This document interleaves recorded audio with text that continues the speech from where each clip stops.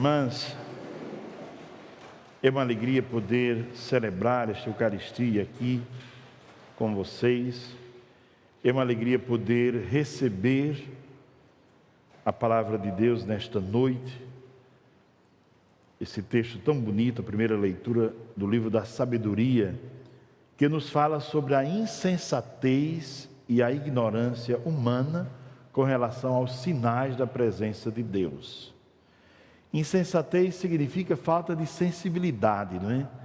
Ignorância significa falta de conhecimento. Então, a primeira leitura tirada do livro da Sabedoria nos faz pensar que, de fato, muitas vezes nós somos insensatos e somos ignorantes.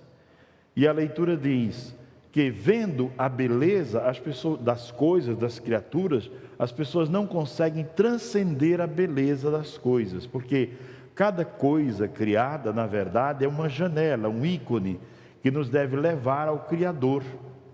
Contemplar, por exemplo, a beleza de uma flor deve nos fazer pensar: se essa flor é tão bela, imagine quem a criou. Contemplar os rios, os pássaros e ver, se essas coisas são tão belas, imagine a beleza do Criador que está por trás de tudo isso. Ver a eficácia das coisas, ver a inteligência, ver a complexidade das coisas e imaginar quanto deve ser belo o coração daquele que criou todas essas coisas. Então, as criaturas devem nos levar à contemplação de Deus. Santo Agostinho, na obra Confissões, ele diz no capítulo 11 que ficava observando as criaturas e se envolvia com as criaturas e não conseguia perceber nelas a presença do Criador. Ele diz: meus olhos eram fechados, meus ouvidos também, até que um dia a luz do Senhor rompeu a minha cegueira e a voz do Senhor rompeu a minha surdez. E o meu coração, encantado, começou a clamar pelo Senhor. Tarde te amei, ó beleza tão antiga e sempre nova. Então nós somos convidados a este caminho de sensibilidade. Platão, a certo momento, falando sobre a insensibilidade dos homens, dizia: por que as pessoas cuidam tanto do corpo e não cuidam da alma, do espírito, não é? E Platão disse: haverá um dia em que a alma vai gritar para o corpo, se sentindo desprezada: eu existo, cuide de mim. Quer dizer, dê atenção para a vida interior. E Sêneca, que foi um dos grandes filósofos do início da era do cristianismo, da sua casa ele observava muitos jovens fazendo ginástica e às vezes nas casas de banho, e ele dizia: esses jovens gastam muito tempo cuidando do corpo. Imagine se gastasse esse tempo lendo filosofia, fazendo outras coisas, como teriam uma mente muito mais brilhante, como seriam pessoas muito mais capazes. Então hoje nós somos convidados a olhar as criaturas, mas não parar nas criaturas. As criaturas nos remetem ao Criador. Este é o grande convite que a primeira leitura nos faz, de não sermos insensíveis e não sermos também ignorantes. Tem um filósofo do século passado que conta uma história de algumas pessoas que observavam outras dançando e começaram a dizer: eles são loucos. Mas não é que eles eram loucos, eles estavam escutando uma música e estavam dançando. E os que estavam dizendo que eles eram loucos é que não conseguiam escutar a música, eram surdos. Então, na verdade, nós devemos olhar para a sensibilidade daqueles que têm sensibilidade. Por exemplo, São Francisco de Assis não foi compreendido, foi chamado de louco, porque ele via algo que os outros não viam. Nas bem-aventuranças se diz lá: bem-aventurados os puros de coração, porque verão a Deus, verão coisas que outros não veem. Então São Francisco via a presença de Deus em todas as coisas e foi chamado de louco por isso. É preciso reconhecer a nossa cegueira e é preciso aceitar o brilho da luz de Deus. Tem um filósofo francês que diz assim: não é o brilho da luz de Deus que é tão forte, é que nós não treinamos os olhos para esse brilho, para acolher esse brilho da luz de Deus. É um teólogo, filósofo, Jean-Yves Leloup, e fala bastante sobre o brilho da luz de Deus que deve resplandecer na vida do ser humano, na vida do cristão. Paulo de Tarso, também a certa altura da vida, percebeu que era cego, quando no caminho de Damasco caiu do cavalo e percebeu toda a sua cegueira. E foi preciso que um homem de Deus colocasse a mão na cabeça de Saulo, para que ele recuperasse a visão, para que escamas caíssem dos seus olhos e ele começasse a enxergar a vida verdadeira, a vida marcada pela fé, a vida que se enxerga aos olhos da fé, à luz da palavra de Deus. Então essa primeira leitura nos ajuda muito a pensar. E concluo essa reflexão da primeira leitura com um pequeno trecho do livro de Provérbios que diz: a sabedoria preparou a sua casa, com 7 colunas, quer dizer, uma casa perfeita. Ergueu a sua casa e preparou um banquete. E esse banquete nos lembra a Eucaristia. E diz: a sabedoria chamou todos aqueles que queriam sair do mundo da tolice para encontrar o mundo da sabedoria. E eles vieram para o banquete e tornaram-se sábios. A Eucaristia é esse banquete. Porque a Eucaristia nos revela coisas muito profundas. Nos revela, por exemplo, que o perdão é melhor que o ódio. Nos revela que a fraternidade é melhor que a competição.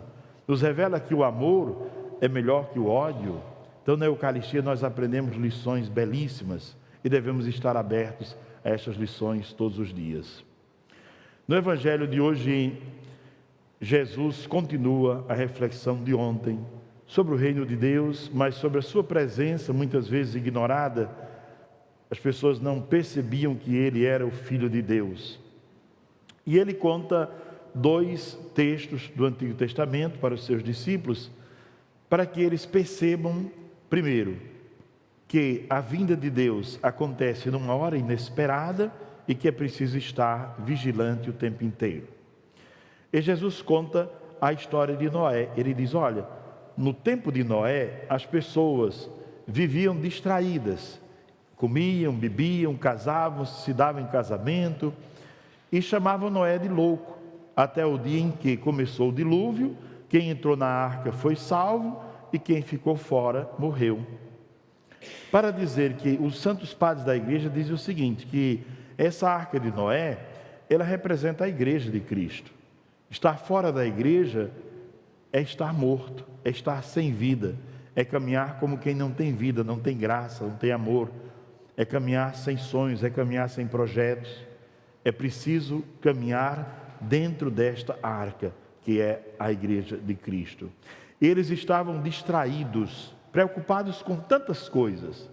Esses dias saiu uma pesquisa interessante que toda casa contemporânea tem 300 mil objetos. Todos nós temos mais ou menos entre 200 a 300 mil objetos dentro de casa. E desses 300 mil nós não usamos quase nenhum deles. Muitos estão parados. Você tem 8, 10 pares de sapato, usa 1 ou 2, o restante está ali parado. Nós gastamos 6 anos da nossa vida aproximadamente fazendo compras. Então imagine, se você tem 80, 6 anos da sua vida você gastou fazendo compras, que você poderia ter gasto também com outras coisas. Isso para dizer o quanto nós nos distraímos e o quanto nós precisamos estar mais atentos a esta realidade de Deus, a essa presença de Deus e colocar o nosso coração em Deus. E Jesus contou um segundo exemplo, que foi o exemplo de Ló. Ele diz: olha, no dia em que Sodoma e Gomorra, passaram por aquele momento difícil, a mulher de Ló olhou para trás. E ele diz: não olhem para trás. Nós devemos olhar para frente ou olhar para o alto. Olhar para o alto para pedir inspiração a Deus. Olhar para frente para saber o caminho a ser seguido. Porque às vezes o nosso coração fica estacionado no passado. E o que é que aconteceu com a mulher de Ló quando ela olhou para trás? Ela virou uma estátua. Uma estátua não tem um coração que pulsa, não tem uma mente que pensa, não circula sangue, quer dizer, ela perdeu a vida. Ela virou uma estátua, virou um elemento de sal. É o que acontece quando nós olhamos para trás e ficamos o tempo inteiro pensando em algum momento de injustiça que nós passamos, em algum momento de dor, pensando, por exemplo, no dia do velório de alguém muito amigo, um parente que faleceu e não conseguimos superar aquele momento. Então nós ficamos com o coração lá atrás. Quantas pessoas guardaram o coração numa experiência triste, viveram uma experiência, por exemplo, de amor que não deu certo e decidiram nunca mais amar ninguém?